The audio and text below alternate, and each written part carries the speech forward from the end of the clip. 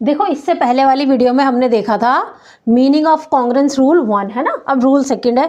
वैसे अगर आपको रूल 1 समझ में आ गया तो 2 आपको देख के समझ में आ गया होगा, साइड एंगल साइड, ठीक है। हाँ एक चीज़ और बता दूँ, ये जो मैं आपको रूल 1 रूल 2 बोल रही हूँ ये कोई पर्टिकुलर रूल 1 है, ये ही रूल 2 है, ऐसा नहीं है, ये हर बुक में आगे पीछे आपको मिलेगा, ठीक है। तो ये है meaning of congruence rule. 2 rule है साइड एंगल साइड, है ना। मैंने एक चीज़ और देखी है, कुछ बच्चों ने मुझे बताया कि वो इसको सास बोलते हैं, सास आस, है ना, बड़ा इंटरेस्टिंग है। सास का रूल है ये, ठीक है। सास का क्या रूल है? साइड साइड और एंगल, यानी कि 2 साइड लिखी है और एंगल बीच में लिखा है, आप समझ ही गए होंगे, है ना। जैसे 2 हमें ट्राइंगल मिला है, अगर हमें मिली है ये वाली साइड इसके इक्वल है, ये वाली साइड जब मिलेगी तभी, ठीक है। ये वाली साइड अगर इसके इक्वल मिल रखी है और ये वाला एंगल और ये वाला एंगल इक्वल मिला है, अब आप मुझे बताओ ये साइड एंगल साइड होगा या नहीं होगा, ठीक है। प्लीज़ वीडियो को पॉज करें और मुझे अपना आंसर दें, ऑनेस्टली दें मुझे अपना आंसर, ठीक है। अब क्या होगा इसमें, ये साइड एंगल साइड रूल नहीं होगा क्योंकि बीच में लिखा है ना एंगल, ये 2 साइड ली, ये साइड ली, ये साइड ली, ठीक है।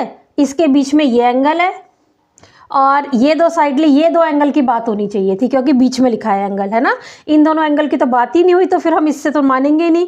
तो ये एंगल साइड एंगल रूल, अगर ये एंगल इक्वल देते हैं, हाँ ये वाली और ये वाली होनी चाहिए थी, है ना। अगर ये 2 एंगल इक्वल देते हैं तो देते रहे, इससे हमें कोई प्रॉब्लम नहीं है, ये भी इक्वल होता है, होता रहे, हमें कोई प्रॉब्लम नहीं है, लेकिन ये इक्वल मिलना चाहिए था, ये ज़रूरी था, ठीक है। फिर हम लगाते, तो फिर इन दोनों के बेसिस पे हम नहीं कह सकते, ठीक है। हाँ अब ट्राइंगल कॉन्ग्रेंट है, ये दोनों ट्राइंगल अब कॉन्ग्रेंट है। कैसे? जो 2 साइड की बात करिए, देखो उन्हीं के बीच का एंगल दिया, अब लिखेंगे कैसे, याद होगा आपको। ट्राइंगल पहले वाले को तो आप फटाफट लिख दो, ABCCBA कुछ भी लिख दो, ठीक है। दूसरे वाले को इसके अकॉर्डिंग लिखना है। ए के सामने कौन सा आएगा, अब कैसे पता चलेगा? साइड वाले में, एंगल वाले में तो मैंने बताया था इक्वल इक्वल एंगल लिखना है, साइड वाले में ऐसे लेना है।